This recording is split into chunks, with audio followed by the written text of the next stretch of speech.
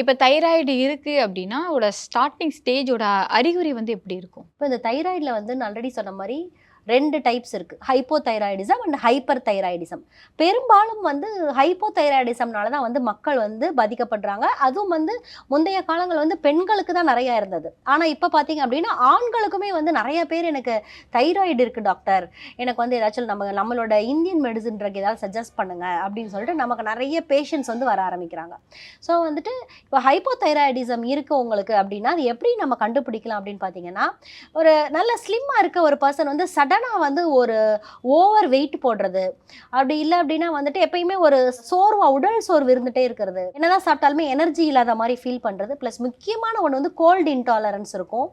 அடுத்து வந்து அவங்களுக்கு வந்துட்டு வேர்க்கவே வேர்க்காது. ஸ்கின் எல்லாம் பார்த்தீங்க அப்படின்னா நல்லா ட்ரையா வறட்சியா இருக்கும். தோல் வந்து உடம்பு ஃபுல்லாவே ஃபேஸ்ல எஸ்பெஷலி இருக்கும். அதுக்கப்புறம் ஹேர் பார்த்தீங்கன்னா அதோட திக்னஸ் வந்து ரெடியூஸ் ஆகும், ஹேர்லெஸ் ஆகும். இந்த மாதிரி சிம்டம்ஸ்லாம் வந்து நிறைய இதில் இருந்தால் கூட ஸ்பெசிஃபிக்காக இந்த ஹைப்போதைராய்டிசம்ல இந்த சிம்டம்ஸை வந்து நம்ம பார்க்கலாம். இந்த மாதிரி உங்களுக்கு ஏதாச்சும் ஒரு அறிகுறிகள் இருக்குது அப்படின்னா கண்டிப்பாக உங்களோட தைராய்டு ப்ரொஃபைலை வந்து நீங்கள் செக் பண்ணலாம். அனைத்து நோய்களுக்குமான குணம், அழகு தரும் மூலிகைகள், ஆரோக்கியம் தரும் மருத்துவர்கள். டாக்டர் ஸ்ரீவர்மாஸ். ஆரோக்கியமும் ஆன்மீகமும்.